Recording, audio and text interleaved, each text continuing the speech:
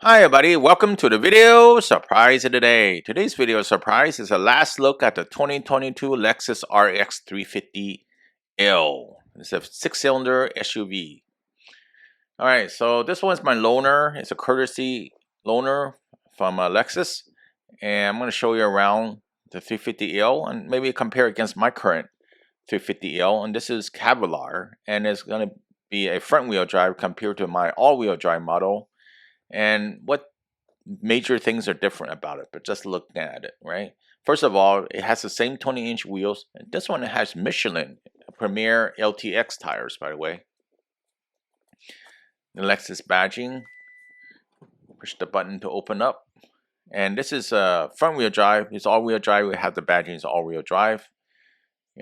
And space in the back is plenty. With the seats down, that is, the third row seats down.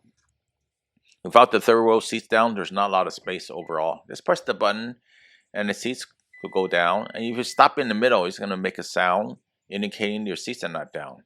So a lot of times, if you accidentally touch the button and then bring the seats all the way down, it will make that funny sound alerting you that the seats are not all the way down correctly, right? Maybe it's a safety feature. So that's something to look at. I'm going to leave the other seat up. So you can see the difference, right? You could gain quite a bit of space if you have the seats all the way down for the third row, which we do. 99% of the time, we don't use the third row for passengers. It's great if you have the seats down for extra space capacity. And that's how simple it is to close it. Yes, 2022 is the last model for this body style and also this 6-cylinder. So you're going to be replaced by a 4-cylinder. Just some numbers. 3.5 liter, 290 horsepower at 6,300 RPM for this particular engine. And you can see the layout. The hood is well insulated from the noise with the padding. Maximum torque, 263 pound-feet at 4,700 RPM. Very easy to maintain. OW20 for the motor oil. Automatic 8-speed transmission. And I drove this quite a bit during the loaner, and I didn't see any performance problem. I think they really refined the 8-speed transmission the time I got it because this is a last year model.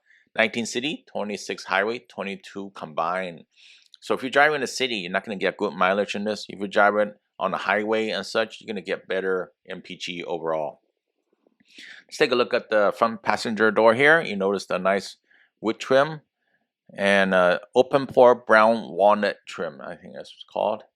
And overall, the space is great in this vehicle. There's plenty of space, very spacious, luxurious, and looks good. And you take a peek on the second row over here, you notice that you got the map pockets, you got the vents on the second row, and the seats are very soft, cushiony, right? Over cushy, we can say that, right? And there's plenty of space for three. There's no problem fitting 3 people on the second row. The middle seat a little bit more tight. Keep that in mind. And you got a cup holder over here, but there's no pass-through. So if you wanted to put something to go through that area, you got to bring down one of the seats. All right, back to the driver's side over here. Of course, you all have the controls. The seats, you got the lumbar controls and front and back. And visibility of this vehicle is great.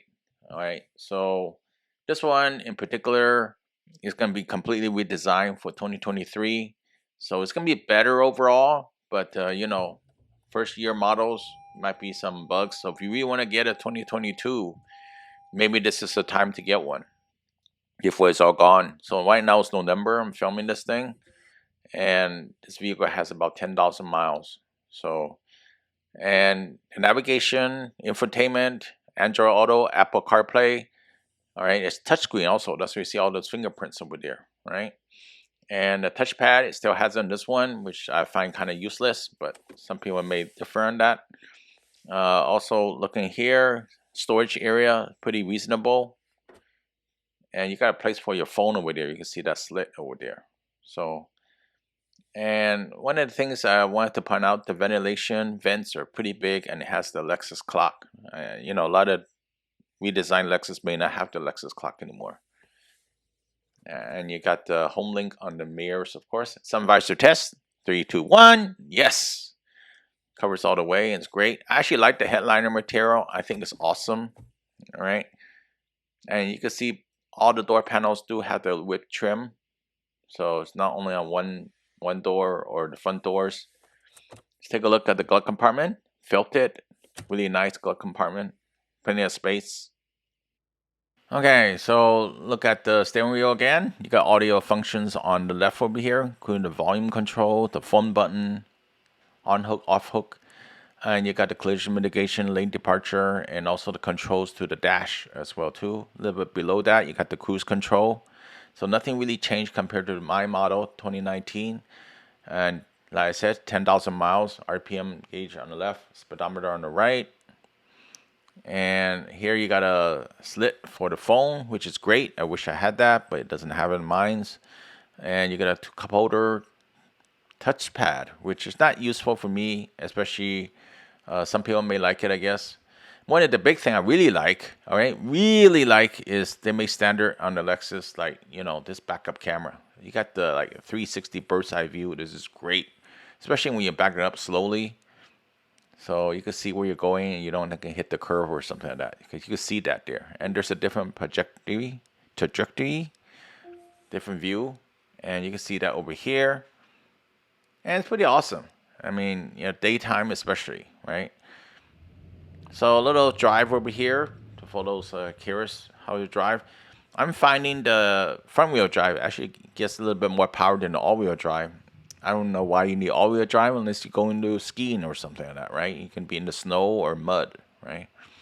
And you can see that vehicle is very quiet, cruises to a stop easily.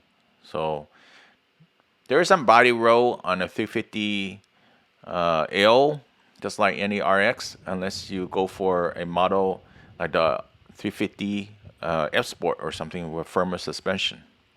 So this one doesn't come with F Sport. Keep that in mind.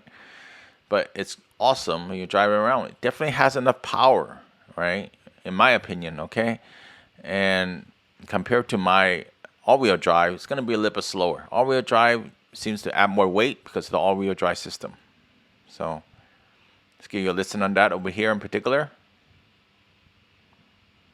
And you can see that there is some body roll left to right a little bit as you drive over here, but that's normal. That's acceptable. You get that floating feeling. I'm riding on 20-inch rims. If you go for the 18-inch one, you're going to have more floating feeling. So one of the things I want to comment on, maybe a negative in this is basically, I like the maps in my 2019 more because somehow the graphics are not that bright on this thing. I don't know, it's on purpose, I guess.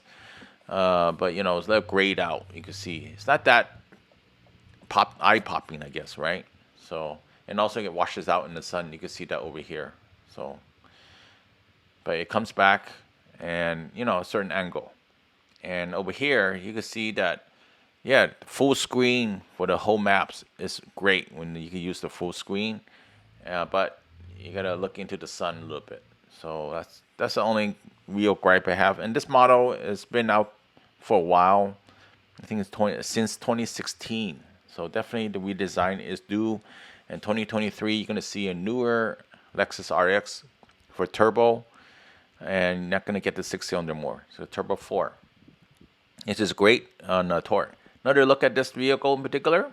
Hopefully you liked the video surprise. I really appreciate a thumbs up. Comment or share, please leave it below. And I see you next time. Have a good one. Bye.